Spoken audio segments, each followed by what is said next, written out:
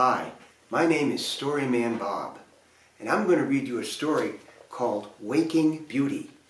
Now, before we get into this, you've all heard the story of Sleeping Beauty, how a witch came to her and cast a spell on her, and she fell asleep and stayed asleep, and she was never going to wake up until the charming prince came and kissed her to wake her up.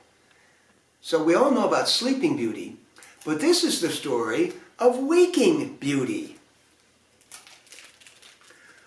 Once upon a Saturday, in search of dragons he could slay, Prince Charming heard a dreadful sound that shook the land for miles around. It thundered from a castle tall. He raced to scale its prickly wall. "A dragon lies within," he cried, and hand on sword he crept inside. Then hung his head. "Oh, rats," he said, "it's just a snoring girl in bed." He peeked behind her canopy and spied 3 fairies, 1, 2, 3. "She's snored this way 100 years, they whimpered through their fairy tears. Oh my, she's been asleep 100 years. "That long," he frowned. "She sure sleeps late. Wake her up. Why do you wait?" The fairies scowled. "Don't be so dense. She'll only wake up for a prince. We see you finally made the trip. Now give the girl a little lip." "Okay," he said, "if you insist." He drew his mouth up in a twist and hollered, "Wake up, lazy bones!" Her snores drowned out the fairies' groans. They shook their heads. "No, not like this. You have to wake her with a..." "Hey, I know!" He tapped his head and started jumping on the bed. Beauty shut up, hoops and all, then sailed down like a parasol, kind of like a parachute. That did not wake the maiden fair. It just loosed the cobwebs in her hair. The fairies all began to hiss. "She'll only wake to true love's..." Now you and I may know what to say, but the prince is still working on it. "Wait!" Prince Charming waved his hand. "Don't worry, girls, I understand." And stooping o'er her snoring snout, he dumped a water pitcher out right on her. On she slept. She did not stir.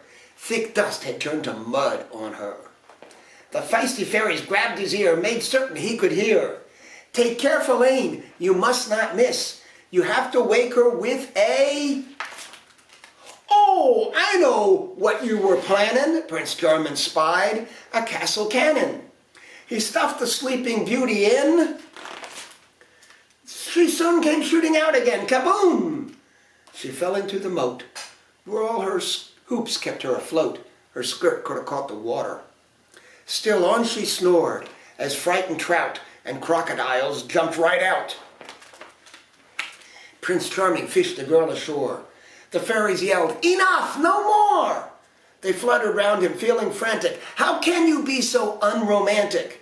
She won't have ever after bliss until you wake her with a kiss." The prince's knees began to shake. His noble heart began to quake. 100 years of morning breath? Wow, that could be the kiss of death. He poked her muddy, matted curls. "I've heard that there are germs on girls." He wiped her mouth clean with his shirt. "I hope," he squeaked, "this doesn't hurt." His puckered lips met Beauty's, smack. And in her sleep, she kissed him back. Prince Charming smiled. "Not bad," he said.